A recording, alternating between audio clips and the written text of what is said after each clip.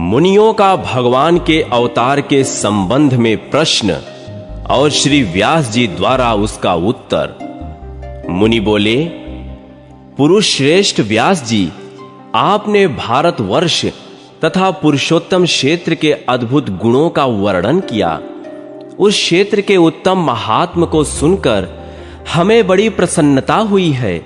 हमारे मन में बहुत दिनों से एक संदेह है, उसका निवारण करने वाला आपके सिवा कोई दूसरा नहीं है।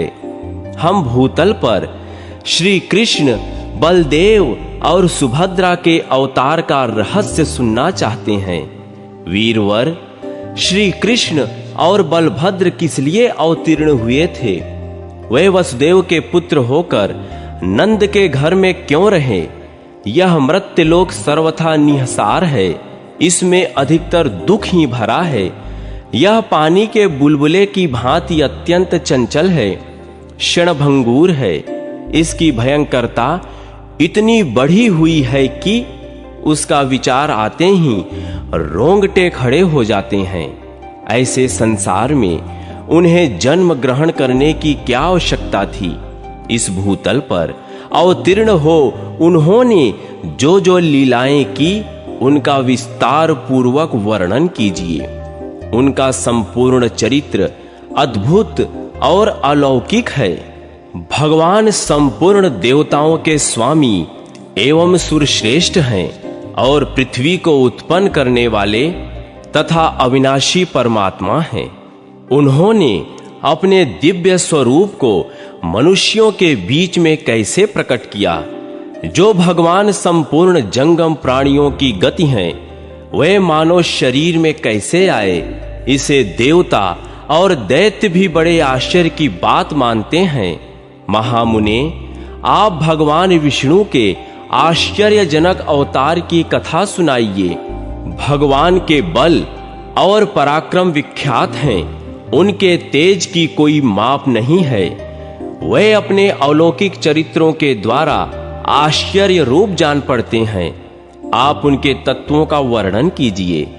भगवान पुरुषोत्तम देवताओं की पीड़ा दूर करने वाले और सर्वव्यापी हैं, जगत के रक्षक और सर्वलोक महेश्वर हैं।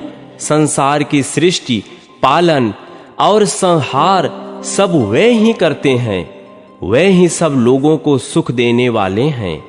वे अक्षय, सनातन, अनंत, क्षय और वृद्ध से रहित, निर्लेप, निर्गुण, सूक्ष्म, निर्विकार, निरंजन, समस्त उपाधियों से रहित, सत्ता मात्र रूप से स्थित, अविकारी, विभु, नित्य, अचल, निर्मल, व्यापक, नित्य तृप्त, निरामय तथा शाश्वत परमात्मा हैं। सत्य युग में उनका विशुद्ध हरि नाम सुना जाता है।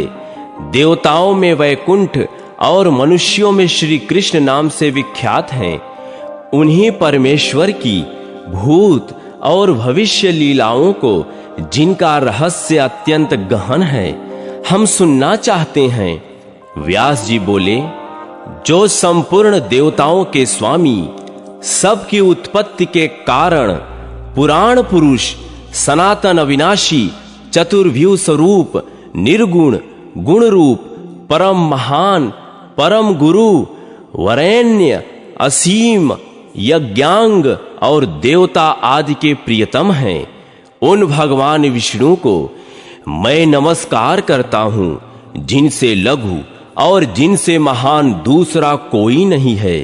जिन अजन्मा प्रभु ने संपूर्ण चराचर जगत को व्याप्त कर रखा है, जो आविर्भाव, तिरोभाव, दृष्टि और अदृष्टि से विलक्षण है, सृष्टि और संहार को भी जिनका स्वरूप बतलाया जाता है, उन आदि देव पर ब्रह्म परमात्मा को मैं समाधि के द्वारा प्रणाम करता हूँ। जो संपूर्ण विकारों से रहित, शुद्ध, नित्य, सदा एक रूप रहने वाले और विजयी हैं, उन परमात्मा श्री विष्णु को नमस्कार है। जो हिरण्यगर्भ, हरि, शंकर तथा वासुदेव कहलाते हैं, जिनसे समस्त प्राणियों का तरण तारण होता है। जो सृष्टि पालन और संहार करने वाले हैं, उन भगवान को नमस्कार है। जो एक होते हुए भी अनेक रूपों में प्रकट होते हैं, स्थूल और सूक्ष्म, व्यक्त और अव्यक्त जिनके स्वरूप हैं और जो मोक्ष के कारण हैं, उन भगवान विष्णु को नमस्कार है। जो जगन्मय हैं, जगत की सृष्टि, पालन और संहार के मूल कारण हैं, उन परमात्मा भगवान विष्णु को नमस्कार है। जो सूक्ष्म से भी सूक्ष्मतर, संपूर्ण विश्व के आधारभूत और समस्त प्राणियों के भीतर विराजमान और अपनी महिमा से कभी च्युत न होने वाले हैं, उन पुरुषोत्तम को प्रणाम है। जो वास्तव में अत्यंत निर्मल ज्ञान स्वरूप होते हुए भी भ्रमपूर्ण दृष्टि के कारण भिन्न भिन्न पदार्थों के रूप में स्थित दिखाई देते हैं, जिनका आदि नहीं है। जो संपूर्ण जगत के ईश्वर, अजन्मा, अक्षय और अविनाशी हैं, उन भगवान श्री हरि को नमस्कार करके मैं उनके अवतार की कथा आरंभ करता हूं। पूर्व काल में दक्ष आदि श्रेष्ठ मुनियों के पूछने पर कमल योनि भगवान ब्रह्मा जी ने जो कुछ कहा था, वही मैं भी आप लोगों से कहूंगा।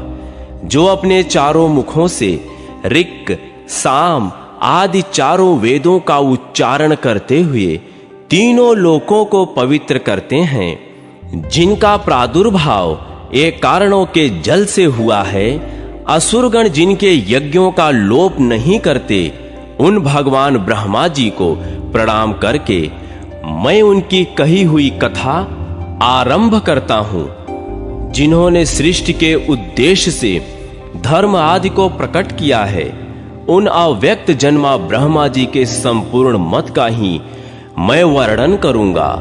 तत्वदर्शी मुनियों ने जल को नार कहा है। वह नार पूर्व काल में भगवान का अयन यानी निवास स्थान हुआ, इसलिए वे नारायण कहलाते हैं। वे भगवान नारायण सबको व्याप्त करके स्थित हैं। वे ही सगुण और निर्गुण कहलाते हैं। वे दूर भी हैं और समीप भी। उनकी वासुदेव संज्ञा है। ममता का त्याग करने पर ही उनका साक्षात्कार होता है। उनमें रूप और वर्ण आदि काल्पनिक भाव नहीं है। वे सदा शुद्ध, सुप्रतिष्ठित और एक रूप हैं। जब जब धर्म की हानि और अधर्म का उत्थान होता है, तब तब वे अपने आप को संसार में प्रकट करते हैं। पूर्व काल में उन्हीं प्रजापालक भगवान ने वाराह रूप धारण करके थूथुन से जल को हटाया और रसातल में डूबी हुई पृथ्वी को अपनी एक दाढ़ से कमल के फूल की भांति ऊपर उठा लिया। उन्होंने ही नरसिंह रूप धारण करके हिरण्यकशिप का वध किया और विप्रचित्त आदि अन्य दानवों को भी मार भगाया।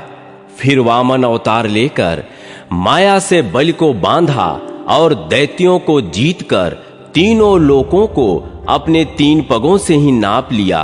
वह ही भृगुवंश में परम प्रतापी जमदग्नि कुमार परशुराम के रूप में उत्पन्न हुए, जिन्होंने पिता के वध का बदला लेने के लिए क्षत्रियों का संहार कर डाला।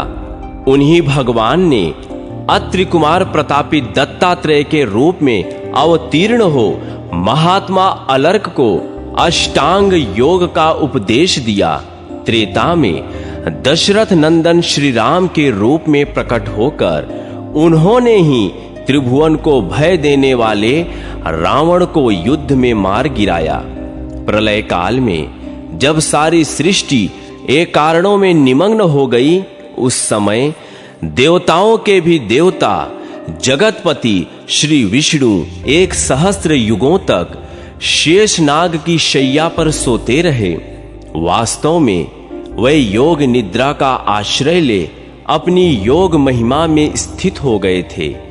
संपूर्ण चराचर जगत को उन्होंने अपने उदर में स्थापित कर रखा था।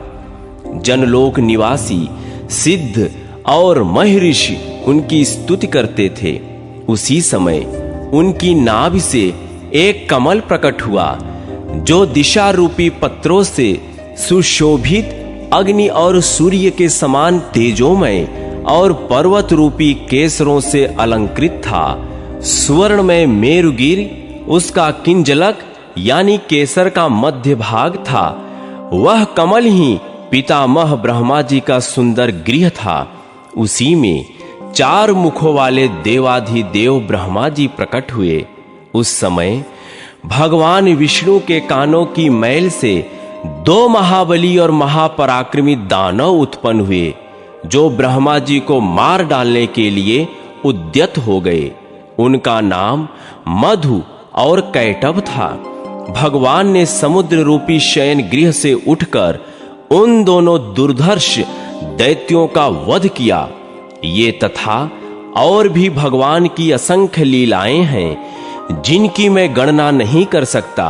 इस समय अजन्मा भगवान के जिस अवतार का प्रसंग चल रहा है, वह मथुरा में हुआ था। इस प्रकार भगवान की जो सात्विक मूर्ति है, वही अवतार धारण करती है। वह प्रद्युम्न नाम से विख्यात है और सदा रक्षा कार्य में संलग्न रहती है। वह भगवान वासुदेव की इच्छा के अनुसार देवता, मनुष्य और तिर्यक योनि में अवतीर्ण होती है और उसी के अनुकूल स्वभाव बना लेती है। भक्त पुरुषों द्वारा पूजित होने पर वह उनकी मनोवांछित कामनाओं को पूर्ण करती है। इस तरह मैंने यहां भगवान के अवतार का रहस्य बतलाया है। भगवान विष्णु यद्यपि कृत्य हैं, उन्हें कुछ करना अथवा पाना नहीं है, तो भी वे लोक कल्याण के लिए ही मानव रूप में प्रकट हुए थे।